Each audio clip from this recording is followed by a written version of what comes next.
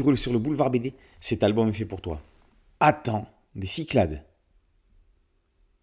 À Kea, une île des Cyclades, le jeune Athan est un as de la sculpture. Il façonne des animaux d'argile avec une adresse et une technique innée. Nous sommes 4000 ans avant Jésus-Christ.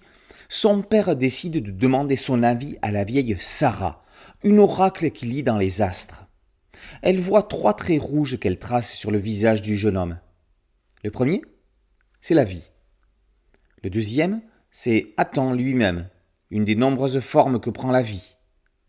Le troisième trait, c'est celui qu'Athan crée par ce qu'il fait et la façon dont il le fait. Ses parents décident donc de l'envoyer en apprentissage sur l'île de Naxos. Là-bas, il apprendra à tailler le marbre blanc chez Dario, un maître sculpteur. Jamais jusqu'à présent une bande dessinée ne s'était intéressée à l'art cycladique, composé essentiellement d'idoles féminines nues taillées dans le marbre.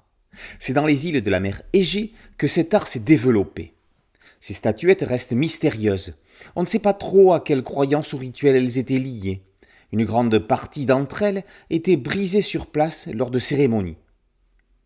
L'absence d'écriture de l'époque empêche de connaître précisément leur fonction. De même, les conditions socio-culturelles de l'époque ne permettent pas de savoir si elles étaient confectionnées en atelier ou pas. Dans les œuvres emblématiques de l'art cycladique, on trouve la tête de Kéros que l'on peut admirer au musée du Louvre.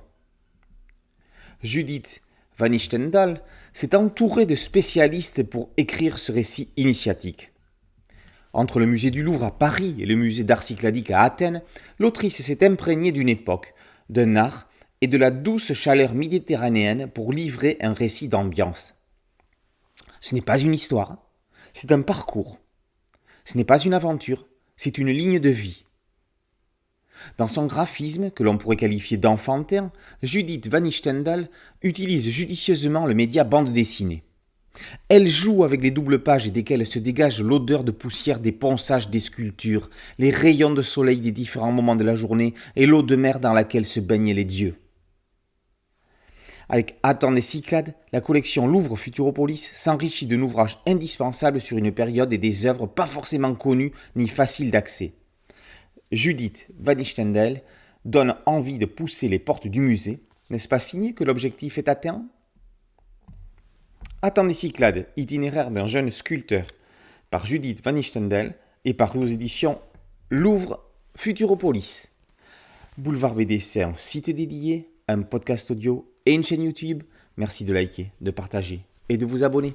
A très bientôt sur Boulevard BD. Ciao.